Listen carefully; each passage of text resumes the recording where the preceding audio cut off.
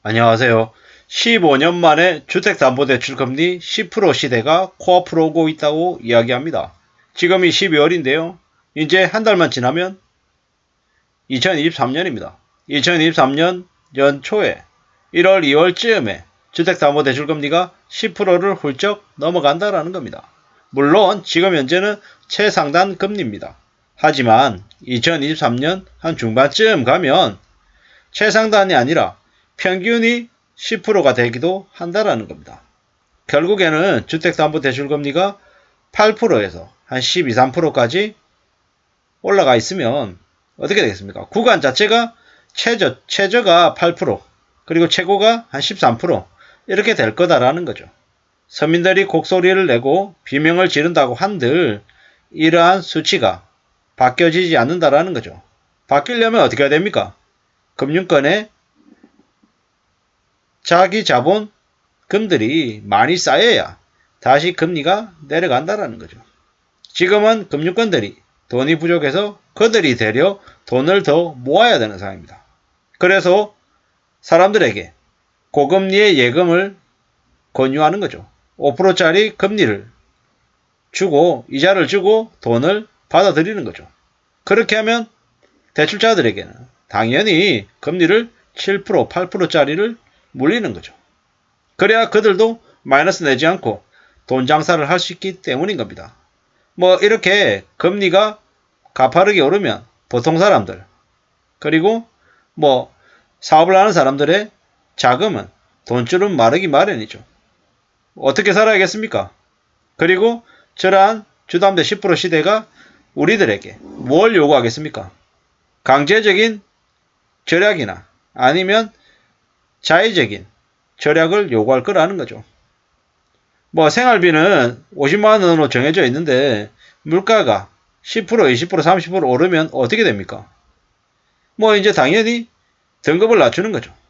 삶의 수준을 낮춘다라는 거죠.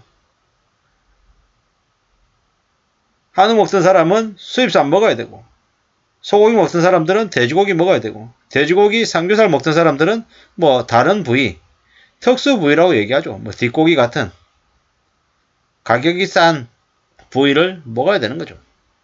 돼지고기조차도 감당이 안 되는 사람들은 닭고기를 먹는 거고요. 점점 더 가격이 싼 것들을 찾게 마련입니다. 이제는 마음 놓고 밖에서 외식도 하기 어렵죠. 이제 저희 집 같은 경우에는 4인 가족인데요. 4인 가족이 어디 식당에 가서 밥을 좀 먹는다. 이러면 분식집 같은 데 가야 겨우 한 35,000원, 4만원인 거고요. 다른 좀 웬만한 좀 그래도 메뉴 중에서 조금 괜찮다 싶은 거 사서 골라서 먹으면 그냥 6만원, 7만원, 고깃집 가면 8만원, 10만원이 그냥 돼버리는 거죠. 우리가 그러면 개걸스럽게 미친듯이 먹냐? 그것도 아니라는 거죠. 이게 지금 현재 우리의 일반적인 모습이다라는 겁니다. 근데 보통의 모습인데 이제 빚에 쪼들리는 사람들은 그 보통의 모습도 이제 못하는 거죠. 살고 있는 집은 새 아파트, 20억짜리야, 15억짜리야 라고 사람들에게 자랑했지만 실상은요, 내야 되는 이자 때문에 허덕인다라는 거죠. 제가 아는 지인이, 잘 아는 지인이 은행 대출 이자로 한 20만원 내다가 한 25만원 내다가 갑자기 2배가 돼서 45만원, 50만원 내니까 그게 생활에 약간의 부담으로 이렇게 다가오더라는 겁니다. 근데 그분이 하는 얘기가 내가 20만원대 내다가 이자를 40만원대 내는 걸로도 이런 느낌을 받는데 만약에 몇억을 대출받아서 이자를 100만원 내다가 200만원 내면 기분이 어떨까? 150만원 내다가 300만원 내는 상황이었다면 어떨까 생각하면 정신이 아찔하다라고 얘기하죠. 저도 마찬가지입니다. 저도 참 아이러니한 건 지난 몇 년간 사람들이 비투하라고 떠들어대고 연끌하라고 떠들어댈 때 저는 참 아이러니하게도 그 전에 그 몇 년을 앞서서 크게 두드려 맞아서 아예 비투나 연끌을 할 생각 자체를 못했습니다. 연끌과 비투할 그 시기가 저에게는 개인적으로는 정신없이 살았고 또 좀 경제적으로 좀 힘든 시기였습니다. 하지만 그 경제적으로 힘든 시기, 정신적으로, 육체적으로 좀 힘들었던 그 시기가 되려 영끌과 비투하는 그 사회 분위기는 좀 어물쩡 좀 지나가게 했던 거죠. 어떻게 보면은 뭐 작은 어려움 때문에 큰 충격은 피해갔다라고 봐야 되는 거죠. 고금리 시대에 이제 살아가려면 이제 사람들이 어떤 마음을 가져야 될까요? 뭐 이에 대한 이제 얘기들을 이 뉴스는 해주고 있는데요. 뭐 부담이 커졌다. 뭐 가파르게 올랐다.